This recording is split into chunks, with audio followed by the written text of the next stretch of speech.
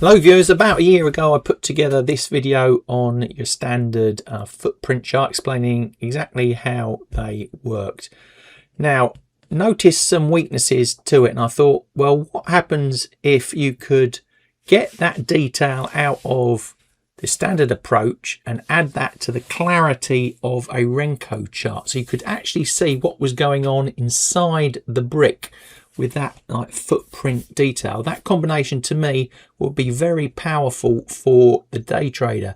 So I looked around and there's not a lot out there on a Renko footprint chart, so it's quite a unique concept. So I went away, developed it, built it out and came up with some strategy ideas around that as well that you could possibly trade. So in this video I'm going to take you through my findings, how I put together the Renko footprint chart, why it is valuable, and also touch on those strategy ideas. So let's get into it.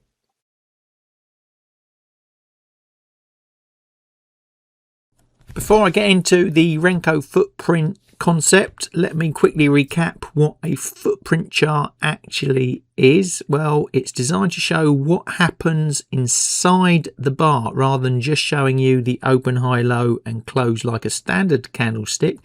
It breaks the action down by price level, which means you can start to see buying pressure, selling pressure, imbalance and areas where aggressive activity entered the market. So in other words, gives you a much more internal detail view than a standard chart. So I've done the full video on footprint charts before, and if you want to watch that, learn more about them, I'll put a version of that video at the end of this that you can click on and watch.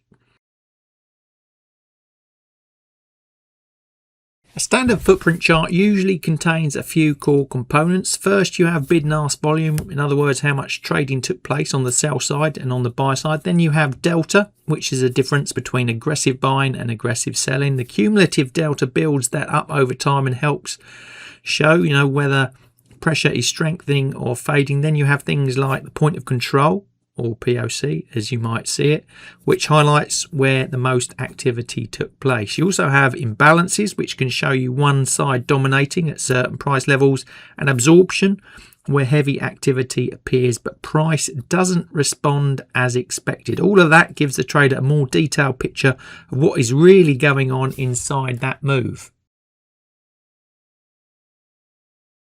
Traders use footprint charts because they help answer a better question, not just whether price moved, but whether the move was supported by real internal pressure. That can help you judge whether breakout is strong or weak, whether a reversal is genuine, or whether traders may be trapped. It can also improve timing and confirmation, but footprint charts do have weaknesses. They can be very noisy, visually busy and overwhelming, especially if you're trying to make quick decisions. They also need context. Raw footprint data on its own is not enough. You need a structure around it, and that is one of the reasons this Renko footprint idea becomes very interesting. As you all know, Renko charts are certainly my favourite type of chart, but it's about time we now shifted towards Renko a bit more. So wanted to clarify for those that don't know the reasons why Renko is so powerful.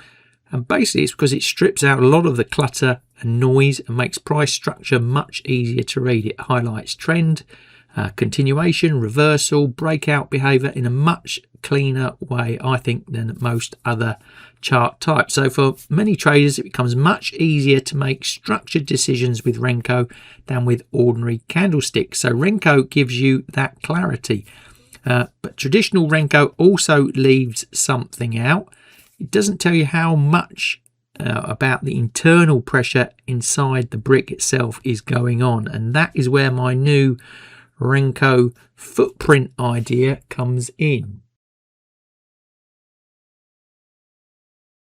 So this is my logic behind the Renko footprint concept. Renko gives you the structure, footprint gives you the pressure behind the structure. Renko helps simplify the chart, footprint helps you understand the internal activity inside the move. So instead of just seeing a bullish brick or bearish brick, you can start asking better questions.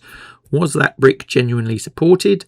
Was there strong participation? Was there absorption? Was the breakout weak internally? So put simply, normal Renko shows you the brick. Renko Footprint shows you the battle inside that brick.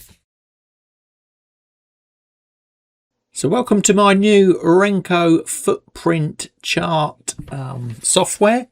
And the whole point of this is to take that useful information from the footprint chart, like we've talked about, and present it though inside a cleaner Renko structure. And you can see this is what the basic dashboard does. It builds a cleaner Renko path, shows pressure inside each brick, lets you switch between compact and detailed views, and flags warnings of absorption and strong follow through confirmation, and adds brick delta and cumulative delta below the main chart. So let's just walk through a live version now to show you in a bit more detail. So here's a current live version of WTI crude oil, ticker CL, and you can see we've talked about those color coded bricks to make it a lot more visually interesting and easier to interpret, rather than going through all those numbers. All the elements of a standard footprint chart are coded in to these bricks, so you don't have to be digging around a whole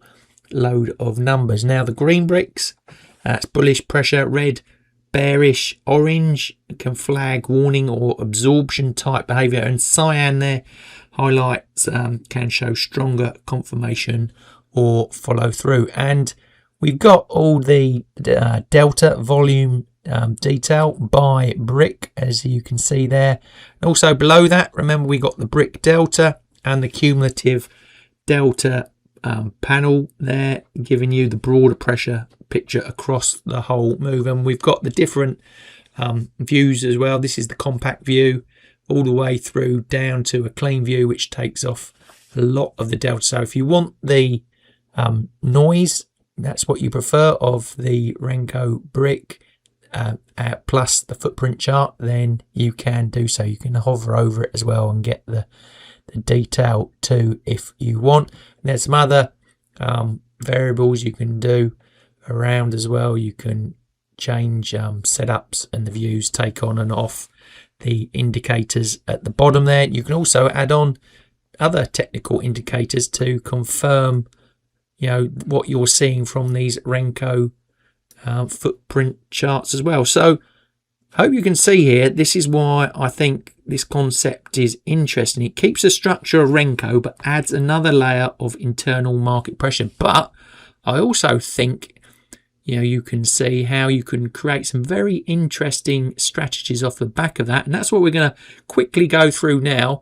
4 come to mind straight away from looking at this chart for me. And we're going to, like I say, go through those now pretty quickly. Once you have this kind of chart, then like we just mentioned, the next question is, how can we trade this? So, there's probably lots of new strategies there, but 4, like I said, immediately stand out to me. They're not supposed to be magic setups. They're trading frameworks, ways of using the Renko footprint chart to ask better questions about the market, like, is the move supported? Is the move being absorbed? Is the breakout real? Is the pullback weak? Those are much better questions than simply asking whether a Renko brick is green or red. So let's get into those 4 strategies. So the first one is called a delta confirmed continuation. So the question is the move supported? And that's all about structure, alignment and follow through. If Renko is showing a continuation move, we want to know, is that, is there pressure there for it to continue? So that's what we're looking for inside the footprint detail. So a normal Renko chart might show you nice clean continuation sequence, but the Renko footprint lets you ask whether the pressure inside those bricks is also confirming that direction. That's very different from just looking at a green brick and assuming it's strong. So the key idea here is structure plus pressure. Renko gives you the structure, the footprint layer helps you judge whether the internal pressure is backing it up. And then the second one is the absorption reversal. So the question here is the move being absorbed? So that's about exhaustion, opposition and turn. So I think this is where it gets a bit more interesting. Sometimes the Renko brick may suggest one thing on the surface, but the internal pressure may be telling you something different underneath. So for example, the chart might appear to be pushing higher, but the pressure inside the brick may be weakening, fading, or showing signs that the move is being absorbed. That is the sort of information a normal Renko chart can't show you. A standard Renko brick tells you price moved. A Renko Footprint brick can start to show you whether that move was strong, weak, conflicted, or vulnerable. So this is where the warning state becomes useful. They're not there to automatically tell you to buy or sell. They're there to flag that the internal pressure may not be as clean as the surface structure suggests. So with the absorption reversal, the question is the move genuinely continuing, or is pressure starting to fail beneath the surface? And our third strategy, I call this the ORB Footprint Confirmation, is the breakout real, for example. And this links directly into some of my other strategies like opening range breakout style trading. A lot of traders look for a breakout above or below a defined range, but the problem is that not every breakout is worth trading. So some breakouts have real participation behind them, others are weak, thin, or quickly fail. And that is where the Renko Footprint chart can become useful as a validation layer. So Renko gives you the structure of the breakout. The footprint layer helps you ask whether the breakout is being supported internally. Is pressure building? Is delta improving? Is participation following through? Or is the breakout just a surface level move with no real internal strength behind it?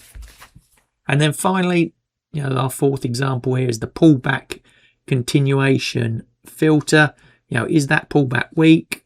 The idea, the trend, the pullback and rejoin. This is about trend continuation. In a trending market, not every pullback is a genuine reversal. And if you trade Renko, you might have got caught out by a few blocks going against you and then it just popping back and going the same way again. Sometimes the market pulls back, but the internal pressure behind that pullback is weak, and that is where this type of chart can become useful. So instead of just seeing a few red bricks and assuming the trend has changed, you can start asking whether the pullback actually has strong pressure behind it. And if that pullback looks weak internally and the original trend pressure starts to reappear, then that may become a very different trading scenario.